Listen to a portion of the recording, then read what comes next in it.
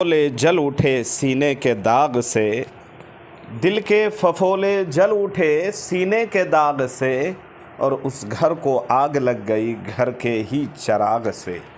जी हाँ दोस्तों, किसी ने सच ही तो कहा है कि घर का भेदी लंका ढाए। ये लीजिए जनाब, एक और साहब आ गए जिन्होंने एमआईएम के सदर, मजलिस इत्तेहादुल मुस्लिमीन के सदर, करोड़ों मुसलमानों के दिलों की धड़कन जनाब असदुद्दीन अवैसी साहब के बारे में बोलने और एलिगेशन इल्ज़ाम लगाने वाले एक और साहब मैदान में उतर चुके हैं, अपनी मुनाफ़क़त ज़ाहिर कर रहे हैं। ज़रा इनको भी सुन लिया जाए। एमआईएम बीजेपी की पार्टी है और ये बहुत बड़ी दलील ले रहे हैं आप। अगर ये बीजेपी की पार्टी नहीं होती तो ये कब से मुझे टिकट दे देते। अगर इनकी लड़ाई मुसलमानों के लिए ही है तो एजाज खान तो मुसलमानों के लिए कब से लड़ रहा है, तो ये दोनों भाई मुझे लिए क्यों नहीं। एक भी मुसलमान जो कहीं पे आवाज उठा रहा है उनको ये लोग नहीं लेते। अच्छा, ये दोनों भाई पे कोई केस भी नहीं होते, ये दोनों भाई के घर ईडी कभी नहीं गई, ये दोनों भाई इतने भाषण देते इन पे कभी केस नहीं हुए। अगर ये लोग वाकई में मुसलमानों के हमदर्द होते तो ये मेरे लिए तो आवाज उठाते ही उठाते। अगर ये लोग मुसलमान के हमदर्द होते तो जिस जगह से मुसलमान कैंडिडेट खड़ा हो वहां पे ये मुसलमान को खड़ा नहीं करते। इनको बोलो अगर ये वाकई में बीजेपी की पार्टी नहीं है, एजाज खान को टिकट दे, वन साइड जीतूंगा मैं।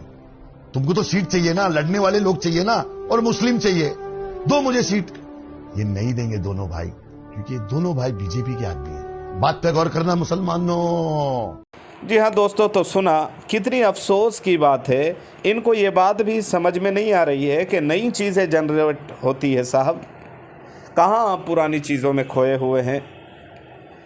इन साहब को ये शिकायत है कि मजलिस इत्तेहादुल मुस्लिमीन की तरफ से इनको टिकट नहीं मिली, इनको जो है न उस टीम में और उस पार्टी में उनको जगह नहीं दी गई, इनको शामिल नहीं किया गया, इनको ये शिकायत है। ये कहते हैं कि अगर वाक़यातन मजलिस इत्तेहादुल मुस्लिमीन अवैसी की पार्टी अगर सच में मुसलमानों के लिए लड़ती, अगर वाक़यातन अवैसी सही माने में मुसलमान के कायद और लीडर होते, अगर उनकी पार्टी मुसलमानों की तरफ से डिफेंस और दिफा करते तो वो हमें ज़रूर टिकट देती। अवैसी साहब या उनकी पार्टी से इनको ज़रूर टिकट मिलती, इनको ज़रूर ज्वाइन किया जाता, लेकिन ऐसा नहीं हुआ। इसलिए ये एलिगेशन लगा रहे हैं साहब कि असल में अवैसी की ये जो पार्टी है मजलिस इत्तेहादुल मुस्लिमीन, ये बी टीम है, यानी बीजेपी की, गोया कि बीजेपी की सपोर्ट करती है। वरना ये क्या बात है कि ये दोनों भाई खुलकर बोलते हैं। अब तक इनके लिए ना एफआईआर, ना ही इनके लिए जो है ना कोई गिरफ्तारी, ना ही इनको कभी पकड़ा गया है। क्यों, वाई? तो ठीक ही तो कहा है कि घर का भेदी लंका ढाए। इन साहब का कहना है कि अगर वाक़यातन मुसलमानों के लिए लड़ रही है ये टीम, तो हम भी तो मुसलमानों के लिए लड़ते हैं, हम भी तो मुसलमानों के लिए आवाज़ उठाते हैं, हमारी मजबूत आवाज़ भी तो मुसलमानों के लिए होती है। तो आप सब जानते हैं कि इनकी क्या आवाज़ है। और ये एजाज खान जो एक नंबर का मुनाफिक, इसकी मुनाफ़क़त बिल्कुल ज़ाहिर हो रही है, इसकी बातों से, इसके चेहरे से, हर चीज़ से आया हो रही है। ये कह रहे हैं कि जी बीजेपी की ये बी टीम है, वैसे की टीम। अरे शर्म आनी चाहिए जनाब, आपको शर्म आनी चाहिए। थोड़ी बहुत भी गैरत और शर्म अगर बाकी होती तो इस तरह की घटिया बात आप कभी न करते।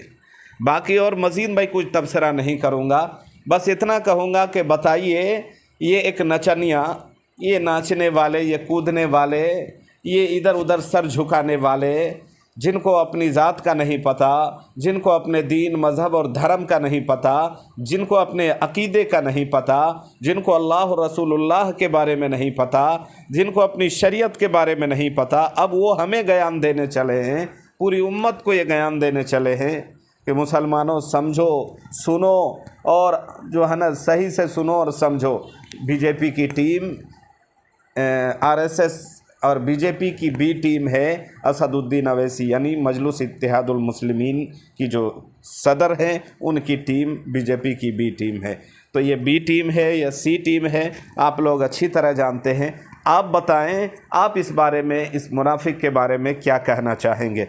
और इस ज़िम्न में मैं इतना ज़रूर कहना चाहूँगा कि मुसलमानों, इस तरह के जो लोग हैं उनको सरासर आप अवॉइड करें, आप बिल्कुल इनको ध्यान न दें। ऐसे उठपटांग बोलने वाले बेहैसियत कम कदर लोगों के बारे में बिल्कुल भी आप तवज्जो न दें, इनको एक साइड धर दें। ये परे ही रखे जाने वाले, धकेले जाने वाले और इंतहाई गलीज़ किस्म के ये लोग हैं। अपनी राय कमेंट सेक्शन में लिखकर ज़रूर